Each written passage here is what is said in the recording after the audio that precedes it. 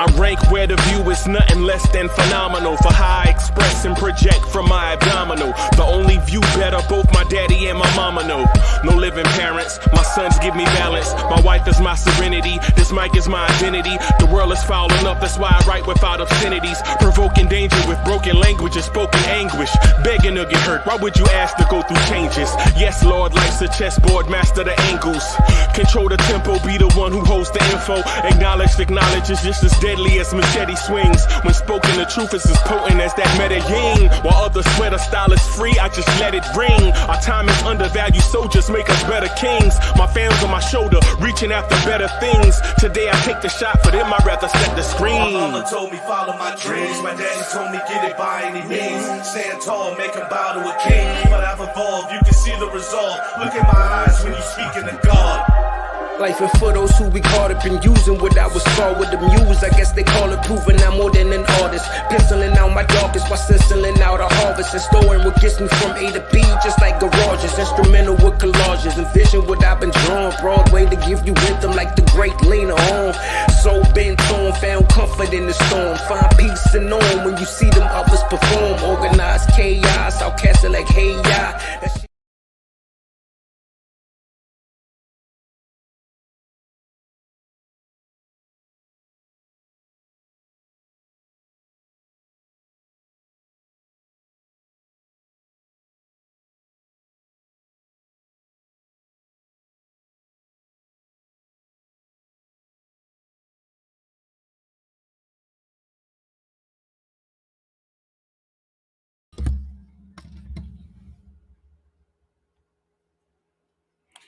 Yo, party people in the place to be. What's good? It's the number one Chief Rock Knicks Universe, your main man, Uncle Freezie, and welcome to the premier Knicks in the Morning Time show, the Knicks Morning Drive. Y'all want this party started right. Y'all want this party started expeditiously, right? Yo, party people, what's good, man? I hope everybody watching is having a great morning so far. I hope your Valentine's Day, if you celebrate, was spot on.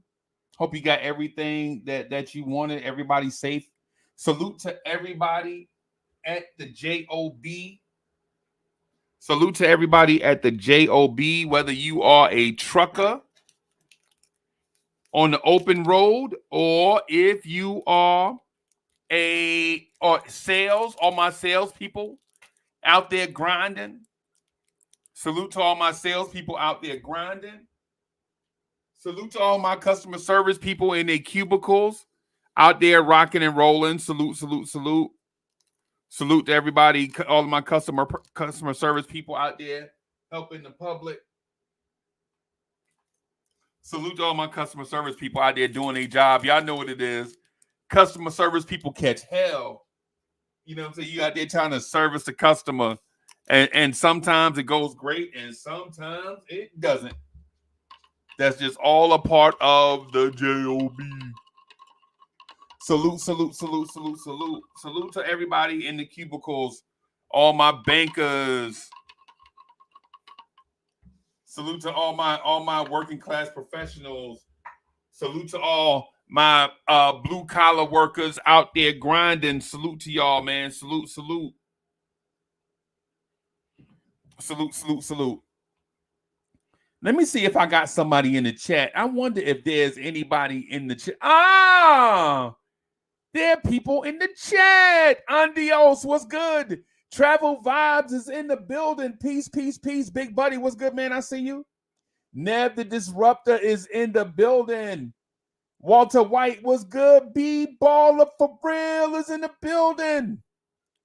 The son of the legend, Kerry Cox, is in the building.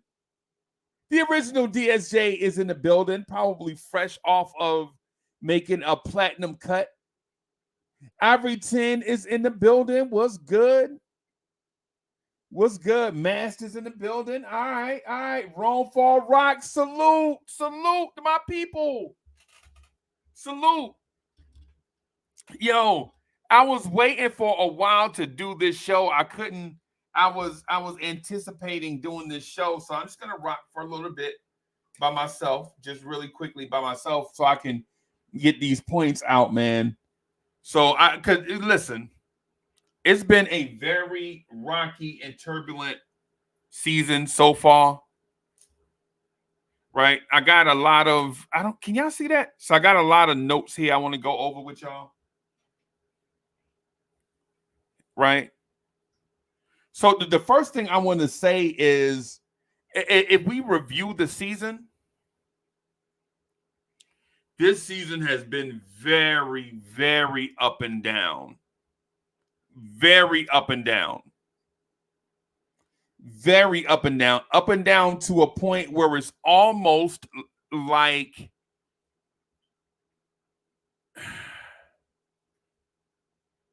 yeah, it's been very up and down. It's been a very, very up and down emotional season. Salute.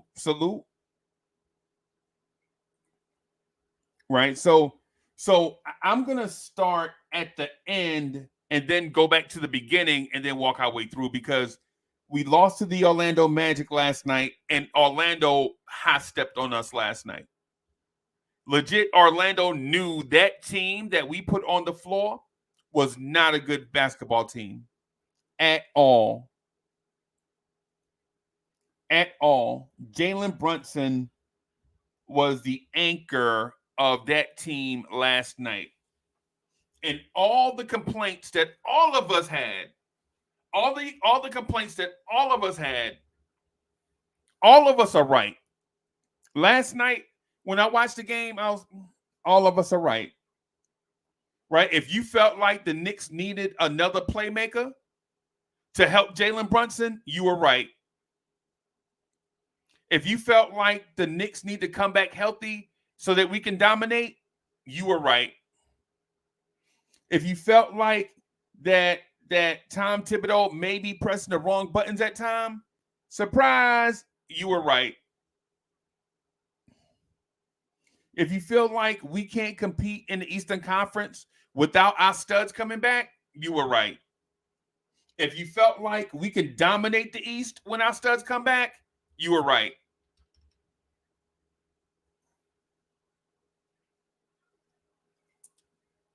There are a lot of things that we saw last night. A lot of us were right on a lot of different fronts, and for the most part, there's no need to argue over that. Just because your points are different don't mean that you're wrong, or just because somebody says something different from what you said doesn't mean that person is wrong. It means they may be right just in a different way. And trust me, I'm not calling for the peace. I don't care if y'all get along peacefully or not, as long as everybody abide by the YouTube guidelines and no bullying and all that stuff. I don't care if y'all disagree or not.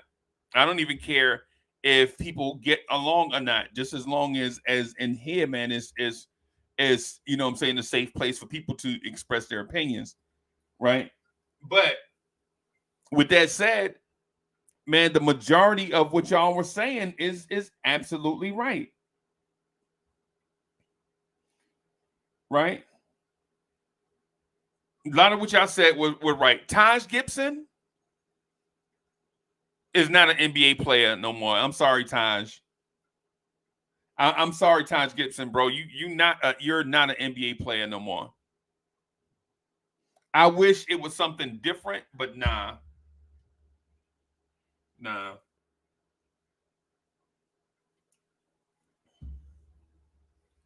That lineup, like, if we had one player, if we had Dante DiVincenzo healthy last night, we beat Orlando by 10.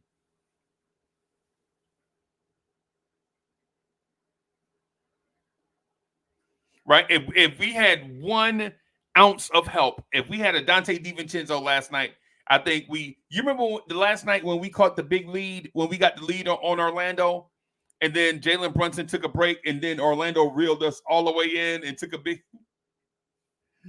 Yo, come on, man. This can't even be. When I was watching, I was like, this can't even be real life right here. I legit looked. I was like, oh, this can't even be Orlando. Dang it. We can't even finish off the Orlando Magic. And beat us. I think Orlando beat us like 3 times already.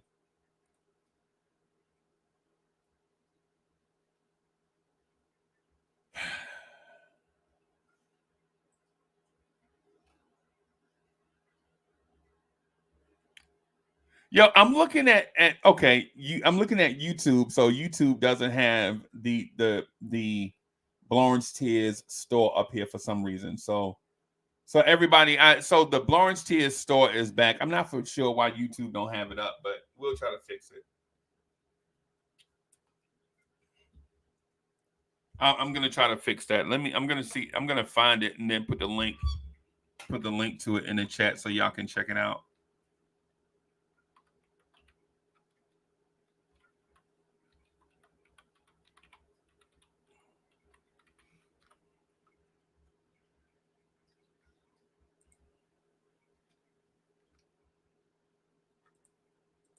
Let me see if I can find it.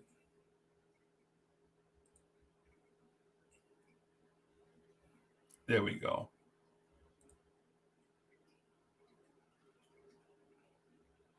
All right.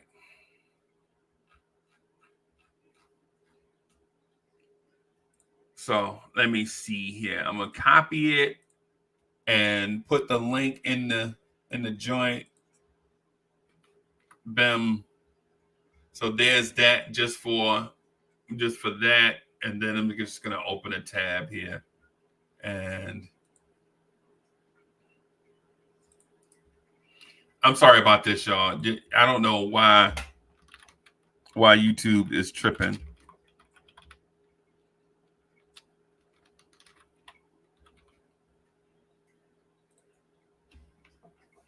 All right, so there's that. Sorry I had to do that on the fly, everybody. It's just part of it. So, but just go and check out the stuff, man. There's some stuff in there. I think it's fire. So I have this new thing. I'm working on, an animated character called Bimmy. This is him. So I have a character named Bimmy I'm working on. So I'm going to try to do some animations, but that's just channel stuff. But anyway, last night in Orlando, we looked supremely underhanded. And if you're in that group that thinks that, you know, once we get healthy, we can go on a serious championship run, I think I'm with you. But in the short term, we need help. We shouldn't be losing to the Houston Rockets and Orlando Magic. I'm sorry. A little bit of help. If Brunson had a little bit of help last night, we win by 10.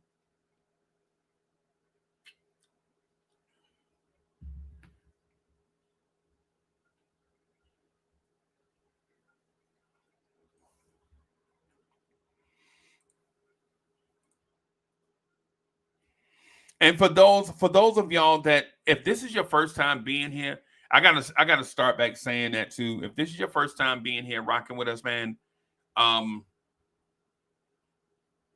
subscribe to the channel, hit the like button.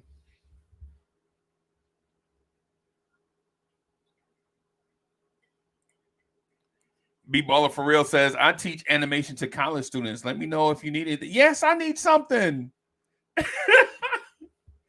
B-Baller for Real. Yes, I need something, man. I'm struggling, bro. I'm struggling. Yeah, I'm struggling. As a matter of fact, I'm gonna put my email address in the joint, man. So you can hit me up. See, Uncle Freezie at gmail.com.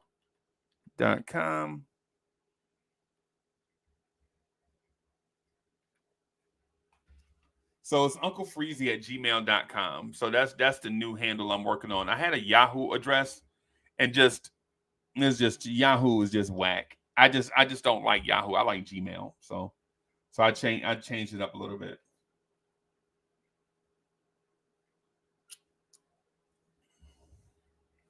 So last night, Orlando trapped Jalen Brunson, right? They put, at times, you saw they put Jonathan Isaac on Jalen Brunson, right? And there was no, think about what I'm about to say, everybody. Think about what I'm about to say. If they took a 6'11 guy and put it on a 6'2 guy, where was our 6'11 guy that can take advantage of their 6'2 guy? Right? If you take Cole Anthony, right? If you take Cole Anthony off of Brunson and put Isaac on Brunson, who on the floor was going to take advantage of Cole Anthony? Y'all feel me? You see what I'm talking about?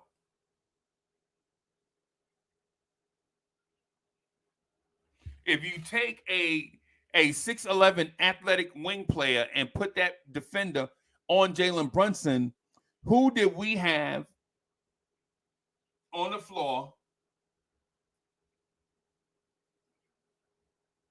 Who did we have on the floor to take advantage of their guards? No one. Even if it was just another ISO guard that could ISO Cole Anthony, or a post player that can take advantage of a mismatch, it wasn't there last night. And even if you had neither, we didn't have dependable 3-point shooting that can shoot them out of a exotic defense.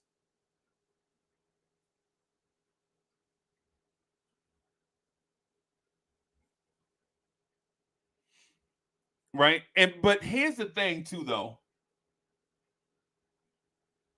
Here's the thing.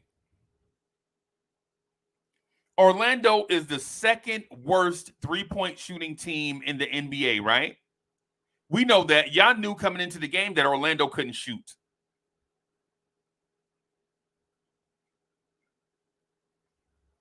Y'all knew that. Y'all knew Orlando couldn't shoot. So why did we continue to play man-to-man instead of playing zone, which would have played to our strengths, make them shoot bad shots? Because listen, y'all already know we can rebound. Y'all already know Jericho Sims and Precious Achua can rebound, right? You go into a zone, now you get guys like, now we watch them on the boards.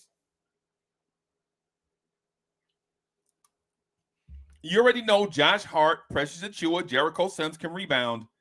Now you make Orlando shoot more jump shots, and now we just wash them up on the boards. We gave up dunks last night that you wouldn't give up in a junior varsity game. The Franz Wagner dunk last night. The Franz Wagner dunk last night.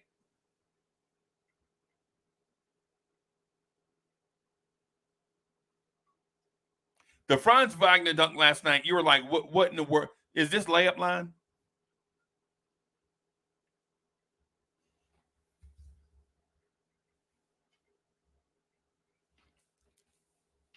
Is this layup line?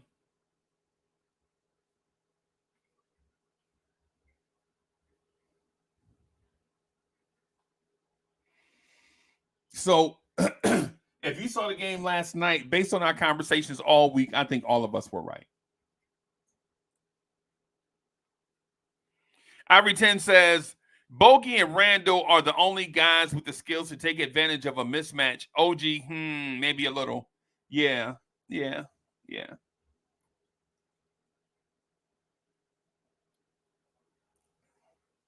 Possibly.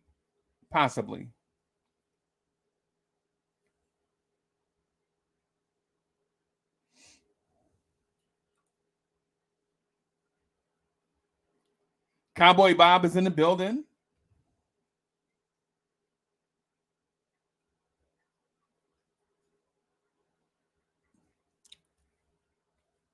So that was the Orlando game. I'm not really tripping. There were some things. What I'm just saying is I believe everybody was right.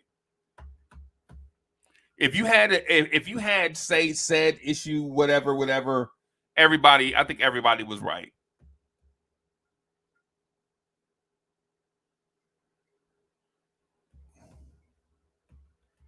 So I'm gonna do the preseason recap or the pre-All-Star break recap.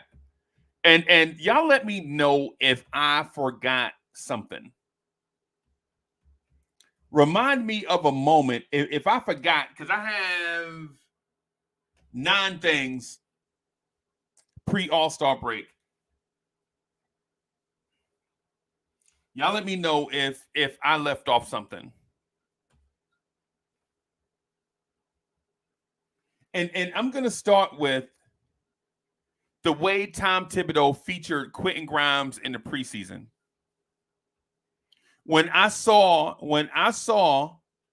Tom Thibodeau run Zoom action sets for Grimes and RJ in the preseason, I immediately thought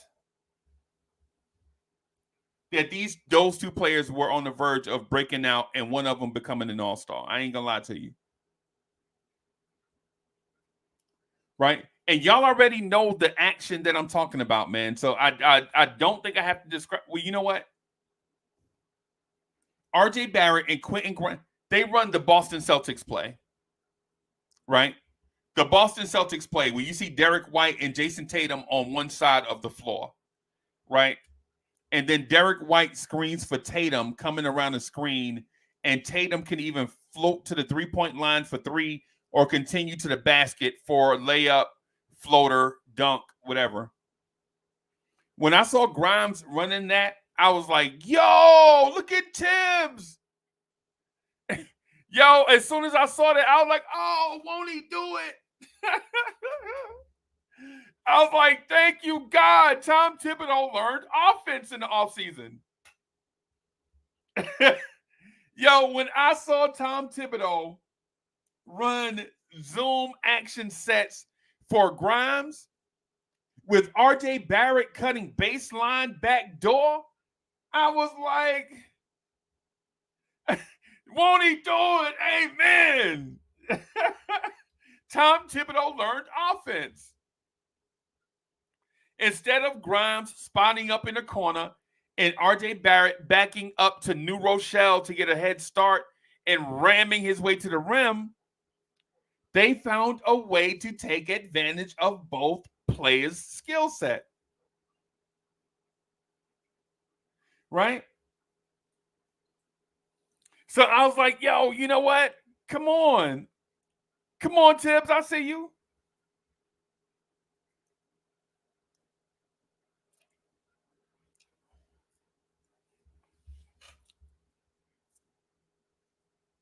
Come on, Tibbs. I see you. I see you out here working on offense. And then to have the audacity to stack Randall in the opposite corner and spot Brunson up for 3. Whereas if you sag a man to come and cut off Grimes, you'll leave Jalen Brunson wide open on the wing for 3. Tibbs, oh my goodness, what were you thinking? New offense. New offense. Yeah, I see coaches typing in all caps. Hey, man, stop typing in all caps and make you look crazy. Typing in all caps make you look like a sociopath. We not, yo, and for the record, when y'all type in all caps, I don't even read the comment. Just the FYI, like when cats like look real strange and bizarre in the chat, like typing in all caps. If you want your comments to be read as a priority, super chat or become a member. Like just become a member of the channel, or I mean, being a member of the channel is like $4 a month or something. I mean, the show come on, the channel go live like 100 times in 30 days. So basically, for $4, you're paying like 8 cents a show or something weird like that. Consider becoming, if you want your stuff to be a priority, consider becoming a member. All the members are going to get priority. That's just what it is. And the super chats are going to get priority. But when you type in all caps, it make me think to never read your comments ever again. No disrespect, but that's been my rule from day one. I'm not reading like all cap comments. It's like sociopathic behavior. It makes me think it's like you're a NBC villain.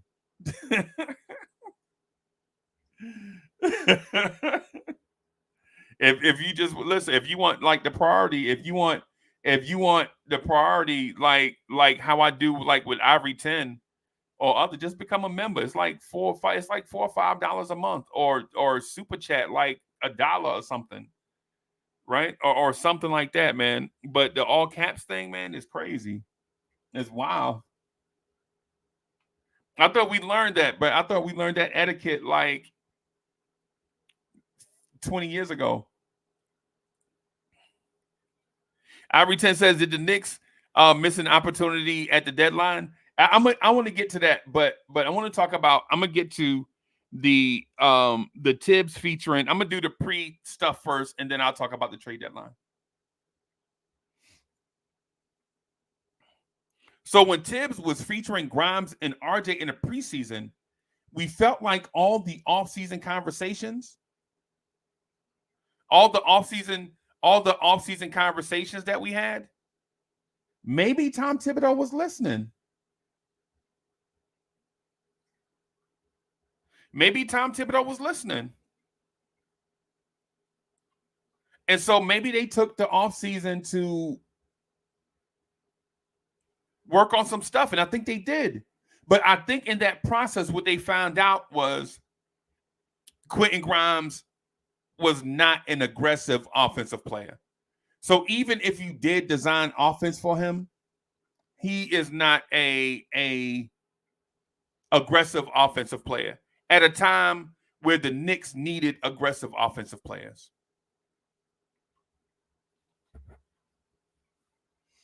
One of the other things early on, and it's salute to Soulfinger, my guy.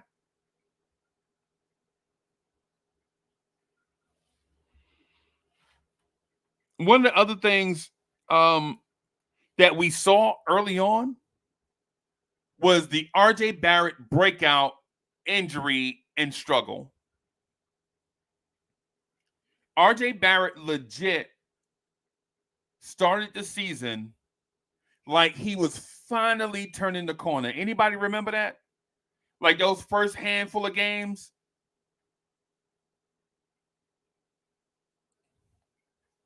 Those first handful of games,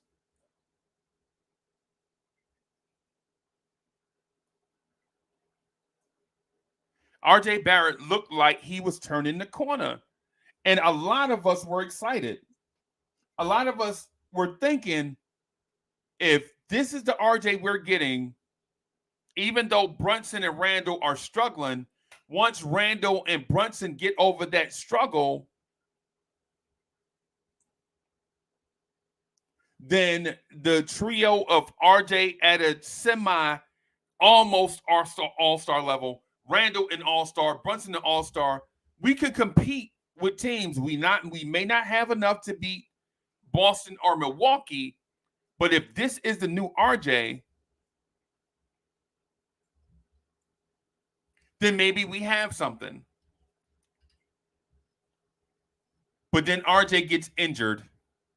It started out with a knee, and then it continued into migraines. He came back. He looked terrible as an NBA player. He looked terrible as an NBA player.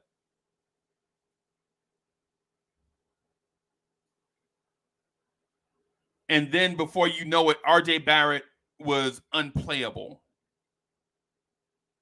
It's part of it. It was just part of it, man. And then it was also compounded by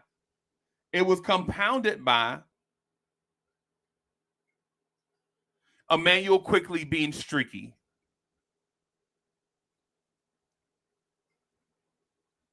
Dre is in the building. What's good, Dre Walker? Man, what's good? I see you.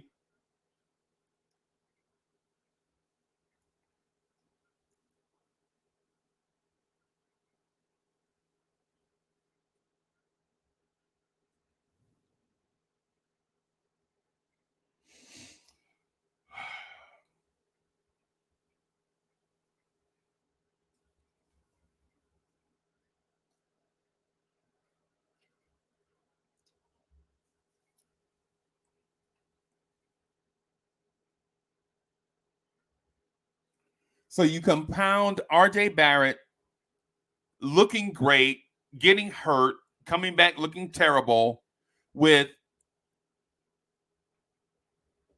Emmanuel Quickly being streaky, looking like a borderline all-star at times, and looking like Cole Anthony at times. You couple those two together, one of those things that we faced in the first part of the season, and you're like, I don't know if you can pay that guy. If he's that streaky, if he's all-star one night and Deuce McBride the next night, you can't pay him $25 million a year to come off your bench. You just can't. You just can't.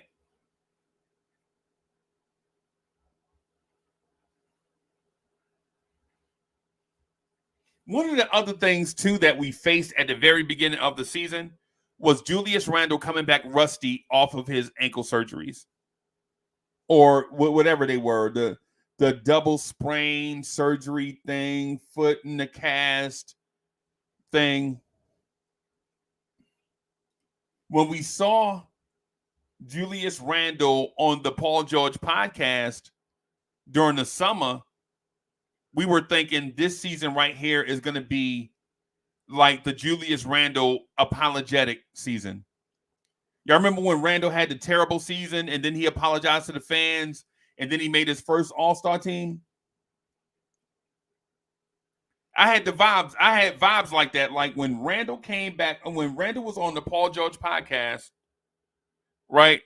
It gave me the vibes. It gave me the sensation that Randle was going to have that bounce back season like he had when he apologized to the fans.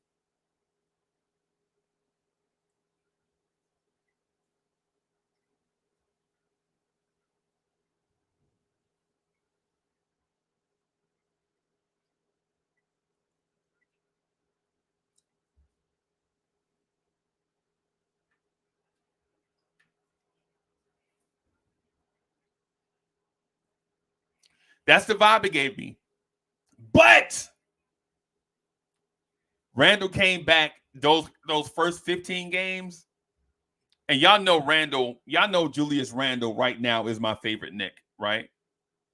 Understandably, full disclosure, Julius Randle is my favorite Knick right now. I'm not going to apologize for it. We all like who we like. We all like who we like.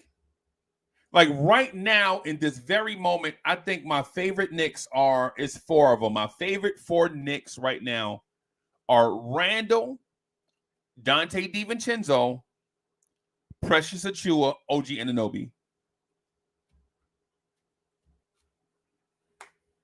Those are my favorites. Your list may be different. And listen, for the sake of participating, y'all let me know who your favorite Knick is in the chat.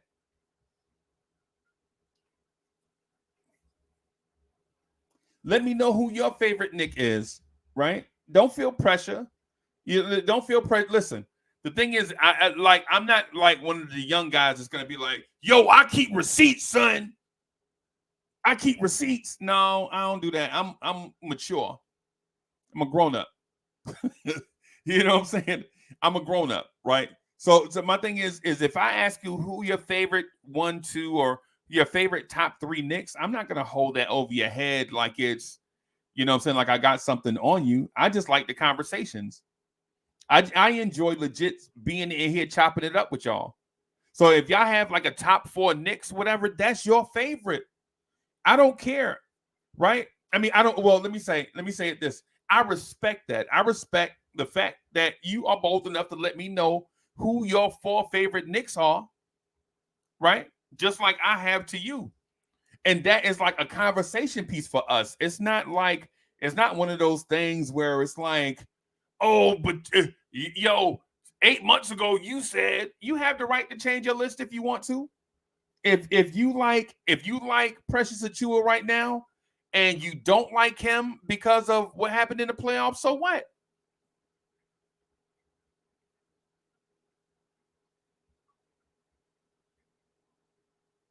It's just what it is, man. Enjoy your team.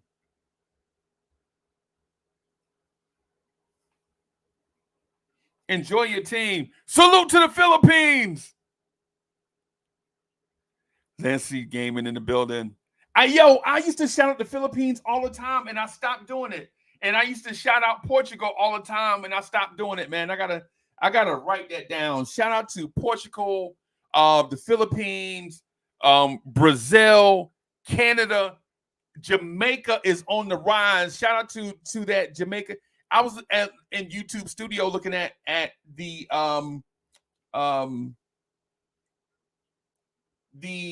viewers by population and where they from. And look at Jamaica. Jamaica, I see you. Okay.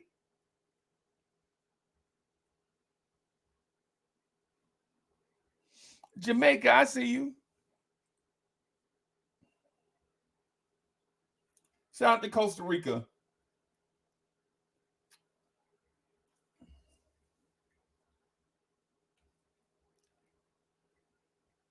But yeah, Randall started off the season looking terribly. And yes, I was on his back.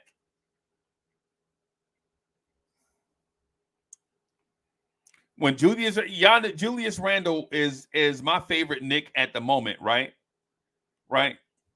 But listen, y'all know I don't care. Like, if you play bad, the other day I told a fan favorite of the show. I told a person that rocks the show every time it comes on. I told Cowboy Bob to his face that he had a whack point. Don't mean I dislike Cowboy Bob. It just means when he said something that we were like, yo, can we move on? Bro, can we get past this? Bro, can we stop talking about this thing? And he kept talking about, I was like, yo, that point is whack. And Cowboy Bob knew in that moment, I wasn't calling him whack. I was saying that point was whack. And it's the same thing with Julius Randle. When Julius Randle shot out the box and he was playing like a G leaguer, I called him on it. Not him per se, but gave my opinion on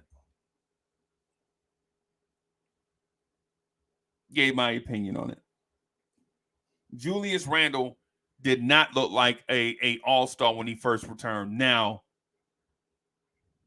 those next 20 games, did he look like a beast? Absolutely.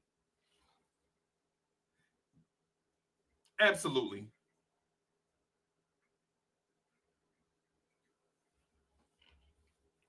And really quick, too, I know you guys are not going to remember this, but Jalen Brunson struggled at the beginning of the season. Randle and Brunson were struggling together. And my personal opinion was too much of the offense was going through RJ Barrett and Grimes to the point that it impacted Brunson and Randle negatively. And when the offense went back to featuring only Brunson and Randle, as opposed to a team offense, the Knicks caught fire. When we were trying to share the ball with everybody touch it, everybody impactful, everybody. Sophia, you remember that song, Everybody? Miss Mo, who sang that song, Everybody? Mo, can you hear me? Who sung that song, Everybody? Everybody.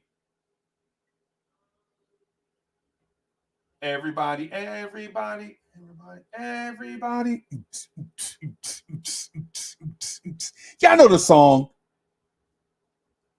Kerry Cox, don't act like you don't know that song, Everybody. Huh? Black Box. That's it. Hey, you a genius. When Tom Thibodeau was running the black box offense, when everybody touching it and all of that stuff, and everybody was getting a fair chance to get featured, Randle and Brunson was struggling. They couldn't really get into a rhythm. Right? But when the offense went to Brunson and Randle, and listen, and maybe I'm not remembering it the way you remember it, right? But if y'all remember, if it just go back to the beginning of the season. Go back to the beginning of the season. Randle and Brunson was struggling. right? Randall and Brunson legit were stat padding at the end of wins and losses just to get their numbers up.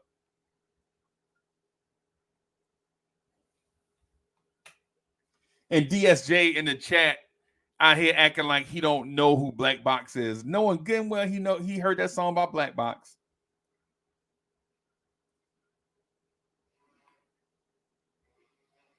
DSJ was probably in somewhere with his club shirt, with a silk shirt on, with a silk dress shirt on, and some MC Hammer penny loafers. DSJ was somewhere with a MC, somewhere with MC Hammer penny loafers and a silk dress shirt, going to the club. Probably had like a part right here. Had one of those offset 90s parts. Going in the party. He somewhere singing Juicy Fruit. Juice. Yeah, I know DSJ can sing though. Shout out to DSJ. Yeah, but Randall did struggle at the beginning of the season. Randall did struggle at the beginning of the season, and so did Brunson. But once things got on track, then Mitch gets hurt.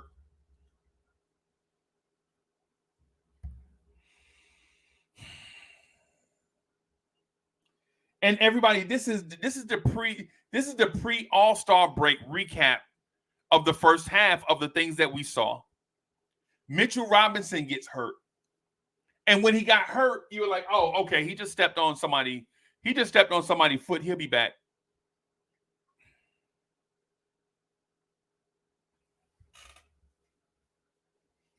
Oh, wait a minute. He stepped on somebody's foot, and so he had to go in the back. Oh, man, that's not good for a 7-footer. But then when we saw him return to the bench, we were like, oh, good. So he's not hurt.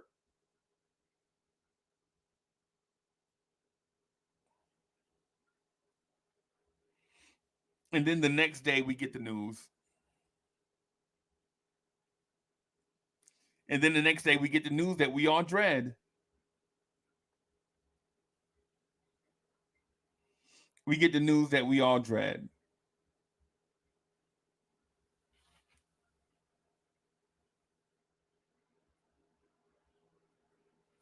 Injury. I think that was injury number 4, right? Because there was a Grimes injury in Atlanta when Grimes had the sore wrist. There was the RJ headache, migraine, and the RJ. So there's a Randall injury recovery. There's the RJ knee and migraine. There's the Grimes wrist injury in Atlanta.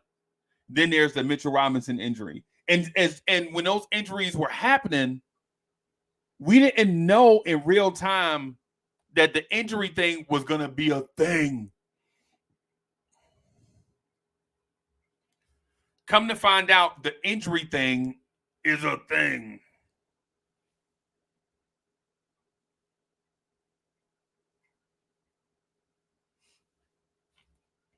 And so the injury thing is a thing, right? And I go to sleep on a Friday night. No lie, hand to the man. I go to sleep on a Friday night, and I don't sleep well that night, but better than most nights, right?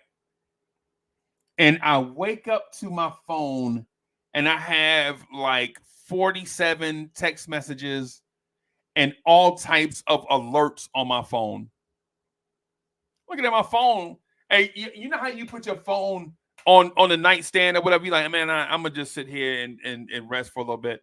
And then your phone just keeps lighting up. You know how you have it on silent?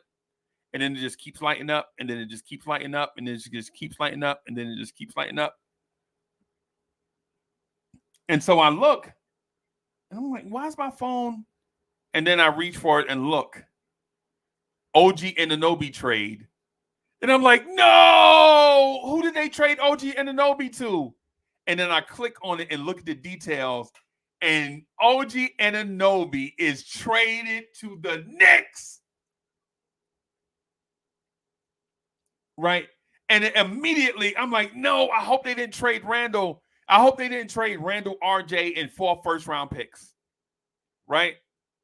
And so I'm like, no, I hope they didn't trade Randall and RJ. Because at the time, it seemed like they needed to move Randall and RJ out of the way for the Nova boys. That's what I was thinking pre-OG trade. And then I look and I see Emmanuel Quickly and RJ Barrett. And then I'm thinking like, no, they traded RJ. Well, it makes sense. If you're going to trade them to Canada.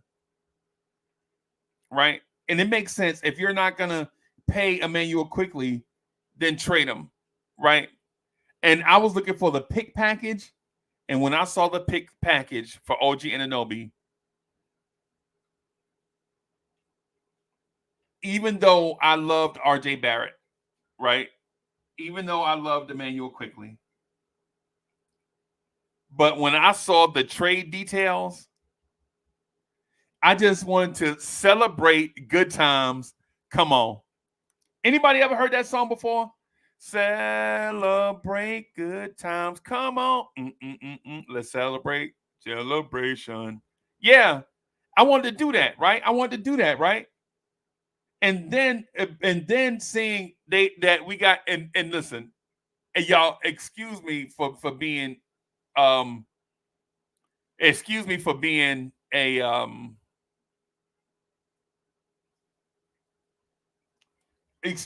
a princess on this one. I'll just say it that way. Y'all know I'm not really a princess, but this is just the way I was thinking about it. When I saw that we got Malachi Flynn, I was like, oh boy, because I had loved Malachi Flynn from a distance. Now, Precious Achiuwa, I'm not even gonna lie to you. Precious Achiuwa to me was giving me draft bust vibes. Right? He was giving me draft bust vibes. I'm not even gonna lie to you. I was like, okay, we got Precious Achiuwa, so he'll probably this was my thinking when we got it, right? So I'm not saying that I'm always right. No one is always right, but when we got Precious Achiuwa, I was thinking, okay, Malachi Flynn is going to be the primary backup, and Precious Achiuwa is going to back up Jericho Sims. And boy, was I wrong. And boy, was I wrong.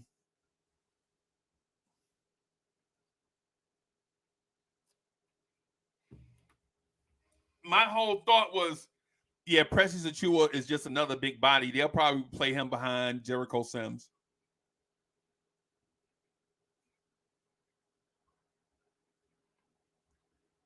I legit thought Precious Achiuwa was situational. And boy, was I wrong.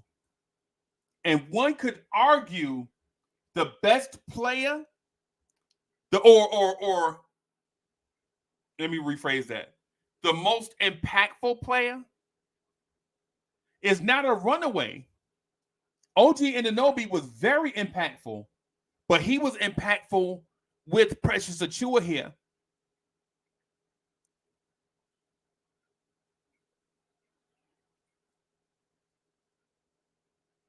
One could argue that Precious Achiuwa was a more valuable piece in that trade than Malachi Flynn. Malachi Flynn got here and didn't get much run.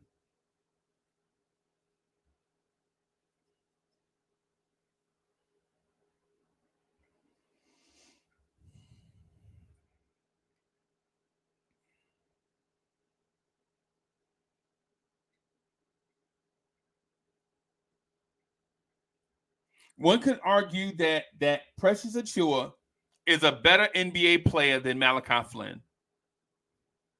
Chat, what do y'all think? Do you think Precious Achiuwa is a more valuable NBA player than Malachi Flynn?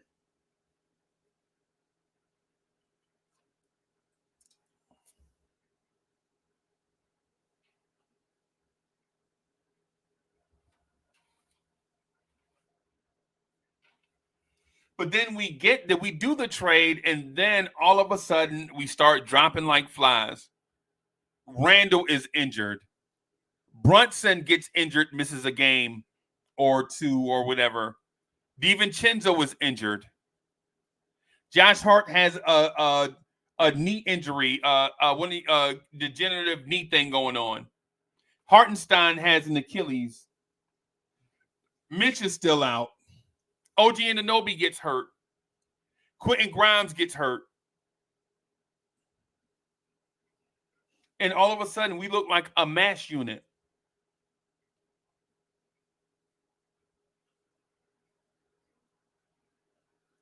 But the Knicks are still the fourth best team in the Eastern Conference. Or they may be the fifth best. I don't know right now. Fourth or fifth, whatever. In my mind, their record is not a true indicator of who they are. And I know people say you are what your record says you are. I understand that. I don't think so, though, in this case.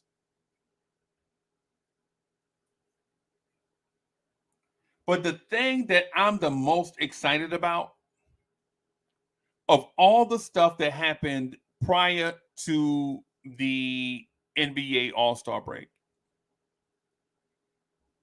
is in a turbulent season, Julius Randle and Jalen Brunson made the All-Star team.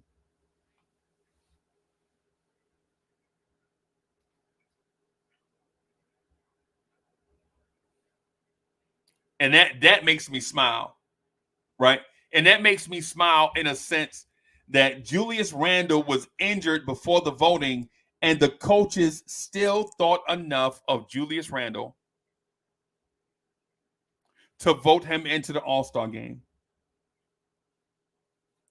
Julius Randle, as a New York Knick, is a 3-time NBA All-Star. Jalen Brunson, in his second season as a Knick, is an All-Star.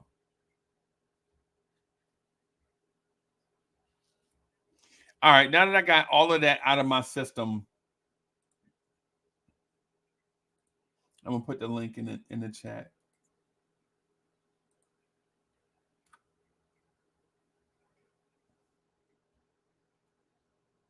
Right.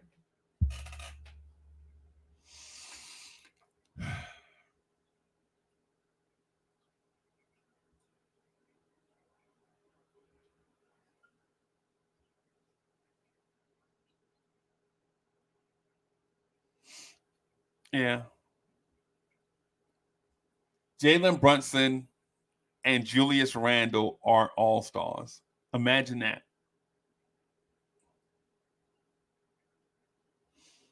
Imagine that.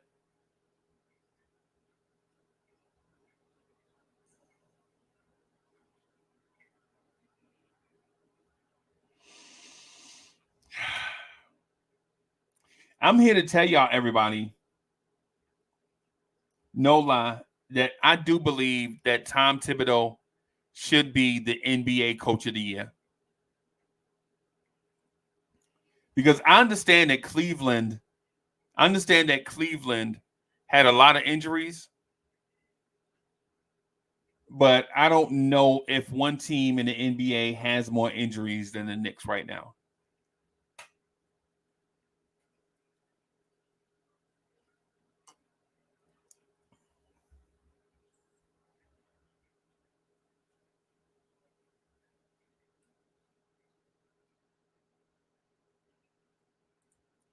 Wiz is in the building.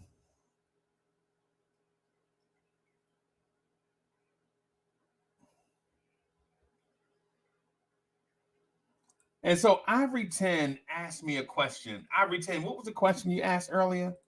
Not this one. Imagine if we gave Murray the 18 shots per game we gave. Not that one. It was another question you asked me.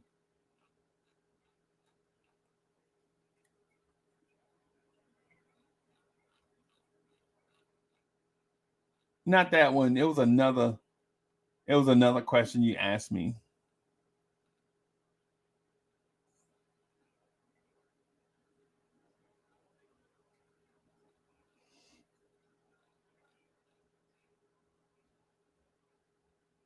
There it is. Did we miss an opportunity at the deadline?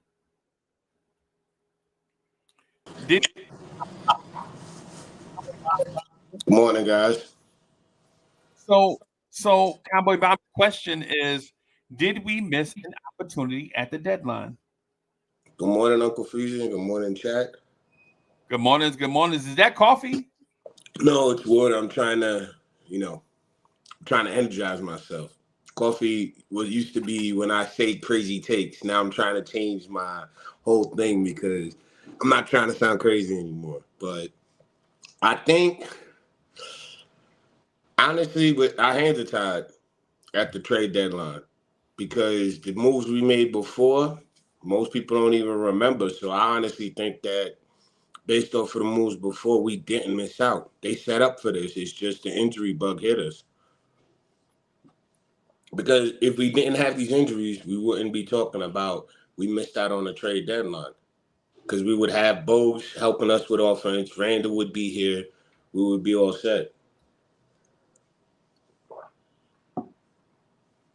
So you trying to change your image?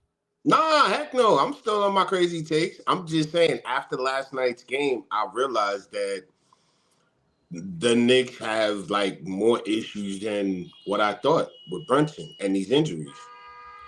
So for me, it's like I feel that our hands are tied. And yeah, you guys are right. We are top seed team and top 3 in the East if we are healthy. But given the situation, the Knicks set up before when they traded earlier for Hart. They've been making these trades with RJ. They set up the trades for Grimes. Like they made the right moves. But the problem is we're injured.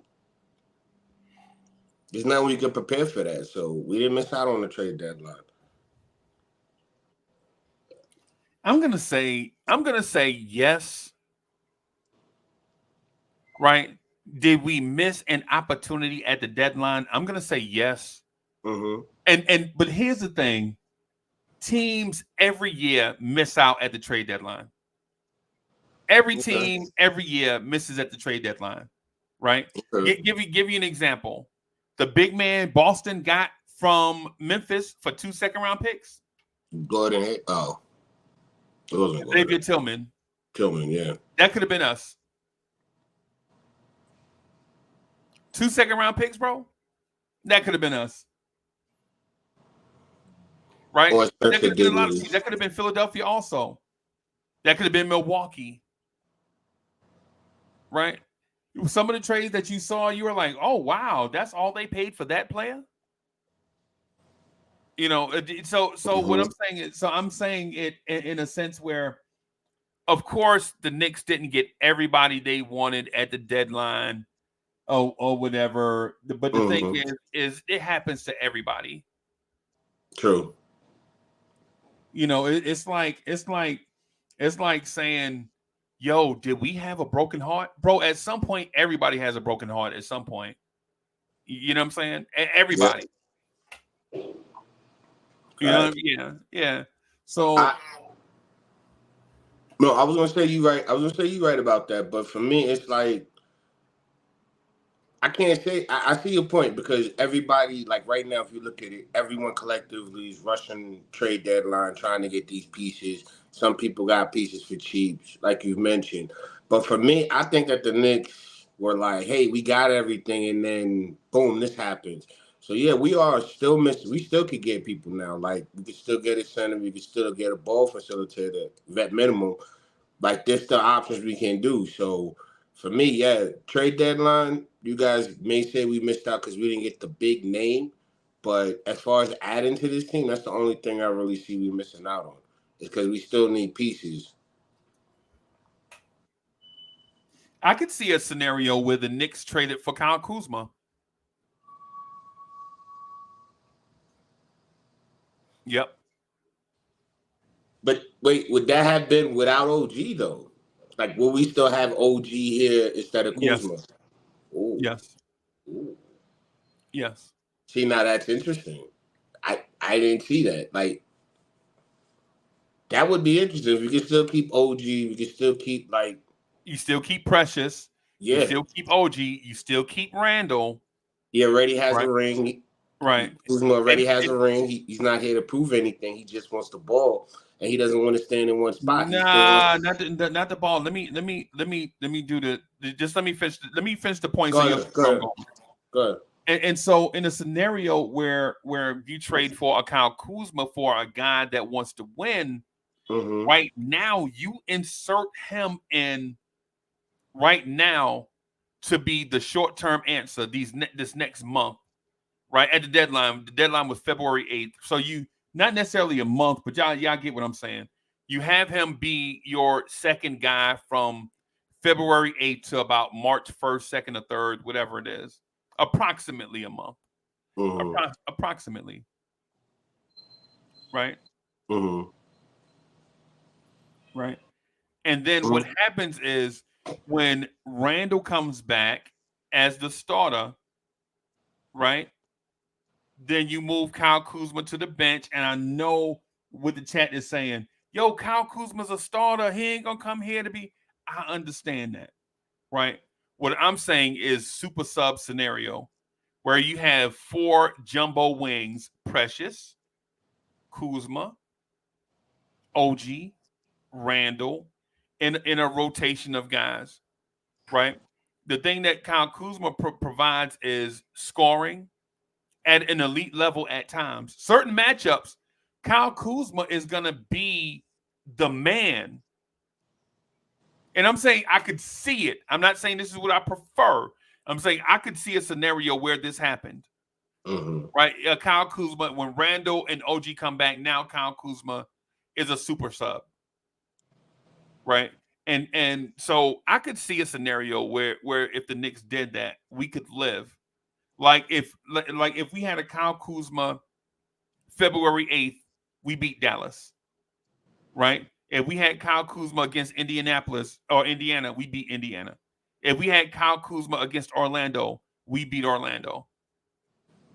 Right? The one thing in all those scenarios is we didn't have enough scoring punch. We just didn't. And Jalen Brunson missed that Dallas game. Right? Yep. So now you're talking about and the thing is I can see it if it happened. I'm not a fan of it. But I could see if they made that move. Cowboy Bob is what I'm saying. So in actuality, I'm asking, instead of Bogdanovich, we would have had Kuzma? Yeah, instead of Burks and Bogdanovich, we'd have had Kuzma. See, now that I could see that scenario working, because right now Burks isn't working for us, and I think Kuzma's a better scorer than Bogues. Even though Bogues is a veteran, I would prefer Kuzma because of his age, and he's also experienced with a championship ring. So that looks, yeah. That if we had an opportunity at that, then yeah, I'd have to agree with you that yeah, we missed out on some key players, but I know there's more than just that one. Like, I know people are probably saying like, oh, we could have got freaking Larry, we could have got him for cheap, or we could have got Well, he had to choose us though. Remember? Yeah, I forgot about that. But like I'm saying, like a lot of this stuff that we had these options, I feel that teams or the players weren't feeling comfortable at the time coming to us. Like Kuzma, all I heard was he didn't want to come here. So no, he didn't want. It wasn't he didn't want to come here. He didn't want to leave Washington. Oh, okay. He said he would rather stay in Washington and help build a winner. That's why he's not in Dallas, because Dallas and Washington had a trade agreed to. Right, he was going to go to Dallas, but he told them that he didn't want to go to Dallas. He wanted to stay in Washington and help build a winner in Washington. Man, because I thought that if he was to go to Dallas, they would just use him as like a corner setup 3, like outside of his game. That's what I would think, because look the way Luka carries the offense. But if Kuzma could have been his set of Bogues, I would have preferred it. His skill set, he's not anything more than he's better than Bogues. It's just I think that his offense would have impacted more because of how he is in a modern day NBA. And Kuzma can shoot too, so. Okay, let me ask you a different question. Okay. If you could have done anything a different way in the first half of the season, what would it have been? And I'm talking about starting at the league year, starting at July 1st. If you could have done anything differently at the start of the league year, what would that one thing have been?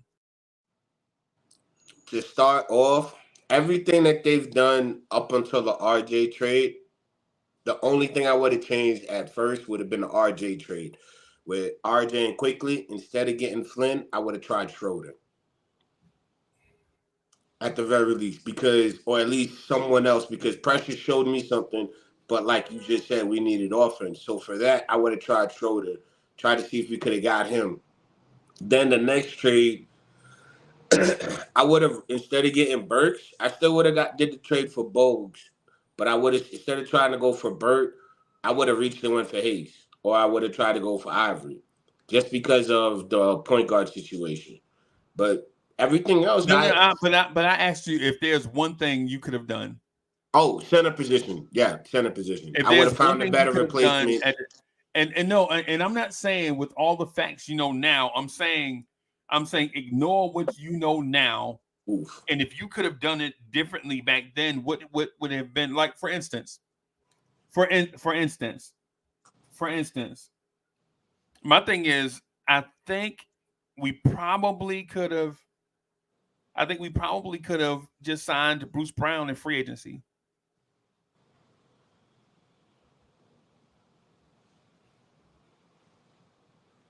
I see your point, but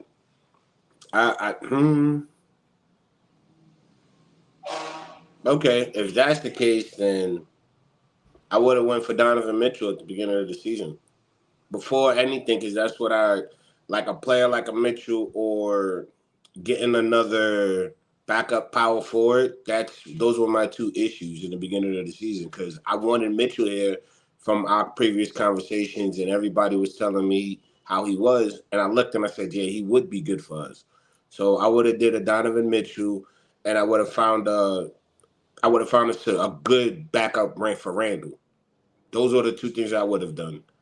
Okay. For all information, because to me, it was just looking like Brunson, Randall were just gonna go, and we were just hoping RJ would just come along and help us every now and again. Let me ask this: would you have considered signing Fred VanVleet over Dante DiVincenzo? Would y'all have considered signing Fred VanVleet over Dante DiVincenzo? I'm saying I'm asking in a sense where you know what Fred VanVleet was back then. Mm-hmm. And you knew what Dante was back then. If you can go back to July 1st, would you have considered Fred VanVleet over Dante DiVincenzo? Yes, because at that time, I didn't even know Dante. I've even admitted, like, I knew what he was, but I didn't know he could step up to this type of caliber of a player. So, yeah, I would have did it. I already know Fred VanVleet, again, what he contributed in Toronto. So I would have went with the veteran player over Dante at that time. Now it sounds crazy. Of course it does. And the reason why I asked is because I walked back and forth. Remember, we did the free agent signing show. We were here when free agents were signing. Yep. And even at that time, right? When the rumor, because the rumor was Dante DiVincenzo was in the bag already. And personally, Dante DiVincenzo is my heartstring, man. I ain't even gonna lie to you. Dante is my heartstring, man. I love him as a player, bro. I just love, and old heads. I'm just gonna ask the old heads this. Hey, if you're 50-something years old in the chat and I say this name, you're gonna laugh, right? But Dante DiVincenzo reminds me of Rex Chapman. Nah, don't say 50. I know Rex Chapman. Nah, but I'm not talking to you. I'm talking to the 50-year-olds though. See, Cowboy Bob is gonna hijack my thing. I'm talking to a specific group. Cowboy Bob like, no, not damn me. No, I know Rex Chapman. I'm just saying you don't have to just say 50. I know Rex Chapman. That's all I'm saying. I remember him. Go ahead. That's all I'm saying. It doesn't have to be 50. He just want to be part of that 50-year-old group. Okay, I got you. But what I'm saying, I was just making my 50-plus-year-old chuckle, right? Mm-hmm. Right. I just wanted to make them chuckle a little bit with a name, with a blast from the past. To me, Dante DiVincenzo is like Rex Chapman. And I always admired him from a distance, right? Because I don't think I don't think Rex Chapman was ever a Knick. I don't think he was. I can't remember. I doubt it. But I always admired Rex Chapman's game. And Dante DiVincenzo reminds me of Rex Chapman, right? And so you see the 6'4", really athletic white guy that's sneaky. He's sneaky athletic because he's white, right? Mm-hmm. But he can dribble, pass, shoot, and dunk pretty fast, disruptive, right? That is true. And so when I saw him, I was like, you know what? Dante reminds me of that guy. And Cowboy Bob, I'm saying this is how I viewed him at Villanova. This is how I viewed him at Milwaukee. This is how I viewed him in Sacramento. This is how I viewed him at Golden State. This is how I viewed him as a Knick. As soon as I got him, I was like, Now, did I have questions about is he going to take Quentin Grimes' job? Of course. Mm-hmm. Right? So my thing is once we got him, Cowboy Bob, I was like, yo, we got our Rex Chapman, bro. Mm-hmm. A guy that can knock down threes at a reasonable clip, a guy that's not afraid to guard anybody, right? Okay. Yeah. A guy that's pretty fast, pretty agile, pretty quick. And so when we got him, I was thinking, because I was legit thinking, if the Knicks get Fred VanVleet and not Donovan Mitchell, I'm going to be frustrated. Right? I was hoping that we didn't get Fred VanVleet, but I would have been okay. Right? It's like, you know how, Cowboy Bob, you know how you go out to the restaurant and you're like, you know, I know Thursday is all you can eat ribs, but I would really like a steak right now. Right? So you go to the place and the sign outside is on the chalk. You know how they have the chalkboard? Thursday, all you can eat ribs and free refills on Bud Light. And you're like, oh, that's amazing. But I really like a steak. Yeah. I know. It's like you just either, hey, I could go with the ribs or I could just miss out on the steak. But I know what you mean. Because I agree with you. I didn't know what Dante was, and yeah, at that time it makes sense. Everybody wanted Donovan Mitchell. What he brought to the table was more important than what Fred VanVleet did. So I think Mitchell would have been more impactful. So yeah, you were right about that. But Dante, he came out of nowhere for me. I'm not gonna lie. You put me when we signed him instead of Fred, I was like, yo, who's this guy? Because I was expecting Grimes to be the starter. And I was wrong. That man can shoot, can play defense, and everything you said about Dante, it has been opening up my eyes to making me think he can go for most improved or, I dare say it, maybe an all-star. Not in the next year or two, but I'm saying, like, given time. Right. And to me, that's like, I hate to say this person's name because everybody knows him. It's like having that John Starks. And everybody's like, oh, John Starks. Like that guy that everybody knew him from Villanova years and stuff like that. But let's be real, no one really knows who they are until they're given an opportunity. Because for the most part, Grimes was supposed to be the starter. But Dante outbeat him for that. Right. So for me, I agree with you. He reminds me, to me, like how you said, Rex Chapman, he reminds me of a John Starks. Just a guy that's going to go out there, try to give you the shot, try to play defense. But then again, my memory of John Starks is different than yours. So, but like I said, he's just surprised. Yeah, clearly, because because your memories belong to you, and I respect that. Yeah. You know what I'm saying? Our experiences and all of that stuff are different. Yeah. Right? Because when I saw John Starks, when I started watching John Starks, I was about 22, 23 years old. Mm-hmm. Yeah, I was on the verge of just about to start having babies. You know what I'm saying? You know what I'm saying? Or not me having babies, but you know, y'all know what I mean. Like, I was on the road of a grown man. I got you. Yeah. But so the one thing I would do differently, though, the one thing I would do differently, you know what I'm saying, not using hindsight, but if I could just start all over July 1st, what I probably would have done is added a third center. Yeah. Off rip. Because you can't depend on Mitch to stay healthy, and you can't depend on Hartenstein to stay healthy. Remember, Hartenstein was hurt last year also. Mm-hmm. Right? So I probably would have added a third 7-footer. Great. Yo, is that DSJ in the chat typing in all caps? I think I'm gonna have to start booting cats out the chat, bro, with just all cap stuff, bro. I don't know why that's a thing. Yeah, I don't even know why that's a thing, bro. That's like lowbrow stuff, bro. It's okay. I can understand if you don't get involved with the chat, like you don't read their statements, And that's my guy, DSJ, my man, bro. Cats in the chat typing all caps. I'd rather just be in here with rocking with one person than you know what I'm saying, than lowbrow activity, bro. You know what I'm saying? You like, yeah. It's like a backhanded compliment in front of everybody. Yeah.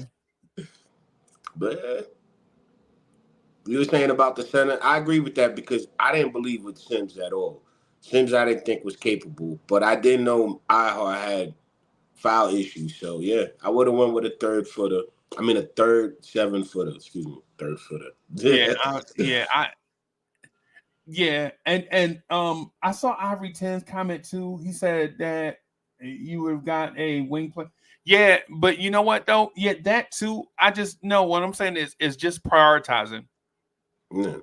Of course, we wanted wing players too, but I think the priority would have been that. I think the priority, and maybe I'm wrong. Maybe I am using hindsight when I shouldn't. But I just think that the center position under Tom Thibodeau is one that your center is always going to be hurt. Yeah. It was like I was looking at it last year with Randall in the playoffs, how he got hurt. That's what I was looking at. Like, that's what we need because who's going to stop what we need when RJ goes cold at that time or when Grimes wasn't helped, when Grimes got hurt. Like, to me, I was worried about Randall. It started with him and it's going to end with him. Right. Yeah. But also, don't you think that we would have also needed some kind of, at that time, don't you still think we would have needed some type of score? Or did you actually believe in Dante this whole time? As far as him stepping up and everything on. Say that one more time. I'm sorry. Remember when you said you would have rather not gotten Fred VanVleet, but you were happy that we got Dante? What I'm saying is do you think that Dante, what he's doing I would rather have gotten Donovan Mitchell over Fred VanVleet. Yeah. Right. Fred VanVleet was a free agent. Donovan Mitchell, you'd had to trade for him. Yeah. But what I'm saying is if you went the route of an undersized guard, then get Donovan Mitchell. If the Knicks said we gotta get an undersized guard, then I'm like, okay, if that's the route you're taking, then okay, go get Donovan Mitchell. Because that's a separate point. But the fact that we got Dante DiVincenzo is another point. I was excited to get Donovan Mitchell. No, not those two are not tied together. Fred VanVleet and Dante DiVincenzo. No, what I was going to say, I was going to actually ask you, given what they were doing now, did you really expect Dante to be this good? Because to me, I didn't think we needed anything outside of a power forward and maybe a backup scorer because I didn't see Dante the way he was. But did you see Dante being this way? I mean, like, he fell asleep on me. Huh? No. One of my homeboys sent me a text. Oh, my fault. No, what I was asking was, did you really think that we didn't need a guard or anything at that time, even though we signed Dante? Like, because for me, I didn't know Dante was going to become a guard. I honestly thought we would have needed power forward, center, and maybe another scoring type of person because I didn't believe that we had the strength behind scoring. So you actually believe from the beginning of the season that Dante would step up and become not what he is now, but at least a scorer and contribute? I think Dante DiVincenzo is one heck of a player. Mm-hmm. And I think what you see from Dante DiVincenzo is just the tip of the iceberg. So okay, I think you answer Dante my question. DiVincenzo can be the shooting guard of the future, right? And I felt like DeJounte Murray could have been the shooting guard of the present, right? Like all the stuff that I think Dante DiVincenzo can grow into being a great NBA starting shooting guard, right? Mm-hmm. But I felt like if we'd have got DeJounte Murray, he would have been doing that stuff right now, Yeah. right? Okay. And so for those that try to figure out why I wanted DeJounte Murray, it's because DeJounte Murray could do a lot of stuff that Dante DiVincenzo is not ready to do yet. DeJounte Murray can do that stuff right now. But since we don't have DeJounte Murray as the fix for right now, I'm all in on Dante DiVincenzo. I never wanted Dante DiVincenzo to be in a trade. I never wanted Dante DiVincenzo to get a lesser role. I wanted Dante DiVincenzo and DeJounte Murray together. Oh. Chef NYK is Them. Like you say, them. That's yeah. Because now seeing what Dante is now, and Murray can grow him into being what he is, and it could be consistent through Murray's offense. So that would be a dangerous threat. You put it that way, I see it. But again, there's so much things we missed out on, but we need to just really focus on what we have now. Like all the transitions, to me, everything that the Knicks have done is a good thing for us because it put us in a position to where we can actually comfortably see the team for what it is. Like, look at January. We didn't even have, like, all our guys. We still produced a 14-2 month. We still had, coach of the year and Tibbs. I mean, coach of the month and Tibbs. Like, to me, it shows that we have a lot. But I think, honestly, we just got the luck of the Irish, like they would say. Right.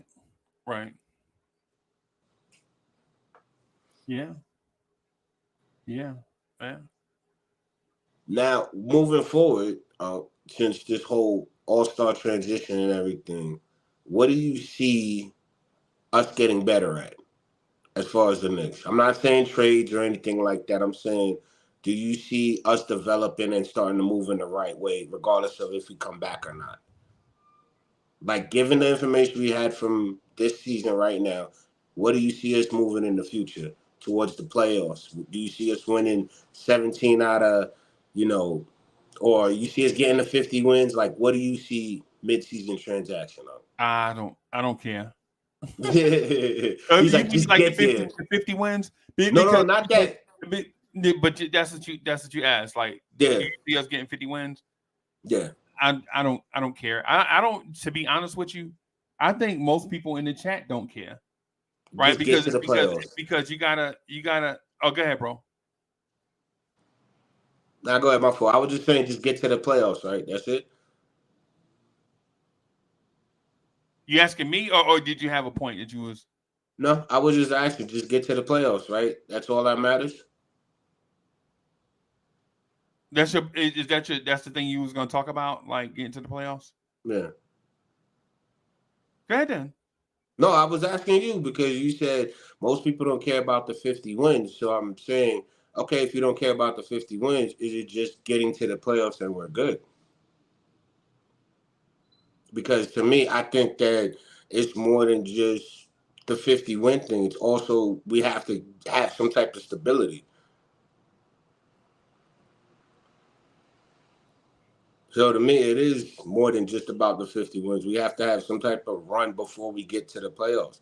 And okay. Right. So for me to answer the first question, so to answer the first question, I don't think people care. Okay. Right. About 50 wins at this point. Right. Maybe that was the case in November and December. Right. Maybe 50 wins was the goal that was important to us before the rash of injuries. But right now, I feel as if right now I feel as if the main goal of this team, the main goal in the short term, the main short-term goal should be get everybody healthy and performing at their optimal level. Right? That should be our main priority. That should be our goal. Our goal should be get everybody healthy and playing at the level that they normally play at, right? And then the second goal and the long-term goal, and I say long-term for this season, not long-term for this group of players, not long-term like 8 years. I'm talking about long-term for the 23-24 season, right? The end goal should be winning an NBA championship with a healthy roster. Okay. Right? Those should be the only priorities. Get healthy and playing optimally, right? And then setting your eyes on winning a championship this season. And if feelings get hurt along the way, like some guy is only playing 9 minutes and he feels like he should be playing 20 minutes, but we win a chip, so what? If a player is used to taking 20 shots, but now he's only taking 17 shots, so what? If a guy is coming off the bench, but he feels like he should be a starter, so what? If it means us winning a championship, then a championship should be the goal. Getting healthy. That should be it. Okay. Anything else like such and such didn't win Sixth Man of the Year, but we lost it in the second round. So, man, who cares? Right? Julius Randle didn't make all NBA, but we won a championship. So what? Jalen Brunson didn't make all NBA, but the Knicks won a championship. So what? OG Anunoby didn't make all NBA defense, but the Knicks won a championship. Man, so what? Alec Burks was bumped out of the rotation in the playoffs, but the Knicks won a championship. So what? Those are the things that I feel like that we should be focused on with no double talk, no sideways talk. You know what I'm saying? No shade, no cap, no whatever people are saying. The goal should be get healthy, playing optimally, and winning a championship as the long-term goal for this season. Now, what happens in 3 years, we don't care. Right? Not today, we don't. Right? We'll cross that bridge or drive through that tunnel or whatever when we get to it. Okay.